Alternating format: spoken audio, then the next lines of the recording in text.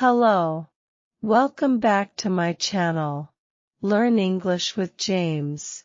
Let's go to listen my interesting story. Hello, this is Richard, and I'm here with another story in our series about a crow called Birdy and a boy called Jake. As you may know by now, Birdy and Jake have some long and lively conversations, but not everyone knows that Birdy can talk. Jake stopped chucking up in time for the weekend.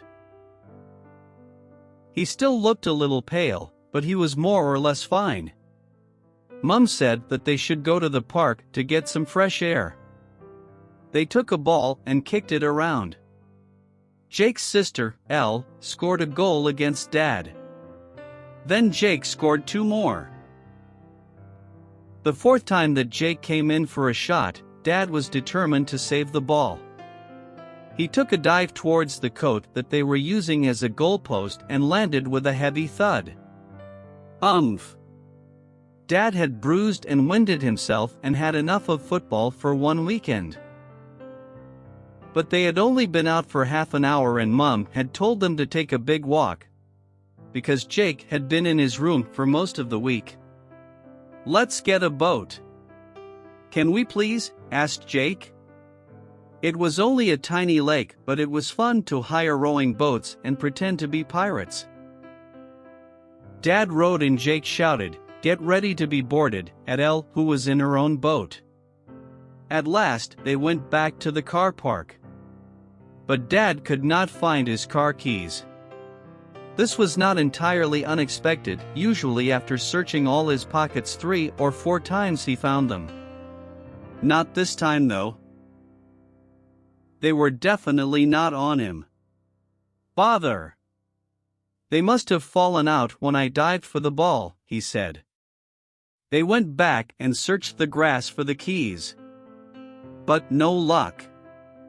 Then they returned to the boathouse and asked if anyone had handed in any keys. No luck. "Oh, double bother," said Dad. "They must have fallen out when you were rocking the boat, Jake." So Dad called Mom to say that they were going to be late. He half hoped that she would offer to bring the spare keys, but she didn't. So they walked home. Over lunch, Mom said how typical it was that Dad had lost the keys. Dad felt it was unfair to say it was typical of him because he normally just mislaid them and it wasn't his fault that Jake had been rocking the boat so much. "Who's in charge, you or Jake?" asked Mom. "Jake," said Jake, and they all laughed. Afterwards Jake went into the garden to see if Birdy was around. As it happened, Birdy was somewhere else, but just as Jake was going back into the house, he flew down and landed on the garden table. "Is your dad planning on digging up any nice worms?" he asked. "No, he's in a bad mood because he lost his car keys," said Jake. "He's got to go back to the park with the spare ones so he can fetch the car." But the trouble was, Dad could not find the spare keys for a very good reason. Mom had lost the car keys 2 weeks ago when she went to the gym. She had forgotten to tell anyone that she had to take a taxi home to fetch the spare ones and then return to the gym. So Dad had not lost the first set of keys. He had lost the spare ones. And now both keys to the car were lost. And if they left the car in the park overnight, it might get towed away. And they'd have to pay a big fine. Jake could hear Mom and Dad having a row about this. They were in the bedroom, but their voices were loud enough to hear out in the garden. "Sounds like they're blaming each other," said the crow. "It's the usual thing," said Jake. "Well, let's see if I can help," said the crow. And he flew off. Jake went to his room to draw pirate ships. After a little while he heard a tapping at the window. He got up and saw Birdy. He was holding something in his beak. "Are those the car keys?" asked Jake. Birdy dropped the keys through the window onto the floor by the bed. He said, "Well, they're keys to somebody's Ford." I found them in a puddle near the boating shed. They're probably ours. I'll tell Dad. Oh, by the way, thanks. You're an amazing bird. I know, said Birdy. Jake knocked on the bathroom door. Dad was inside having a bath, which was what he usually did when he wanted to soothe his nerves. What is it? He said from within.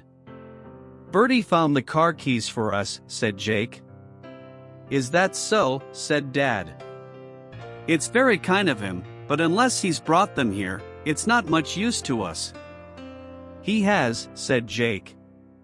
He's just given them to me and I've got them here. Jake heard watery noises as Dad got out of his bath and found a towel to wrap around himself. He opened the door. Here, said Jake. Dad looked at the keys. That's amazing, he said. And then he thought, hey, you didn't have them all along, did you? No, how could I have got them, said Jake. Yes, how, said Dad, scratching his head. It's true, said Jake. Birdy found them. Why don't you come and say thank you? They went into the bedroom. Birdy was sitting on the sill. Dad, still wrapped in just a bath towel, looked at him for a while. Well, say thank you to Birdy for finding the car keys, said Jake. Thank you, Birdy, for finding the car keys, said Dad. Call wow, said Birdy. And Dad looked as mystified as ever.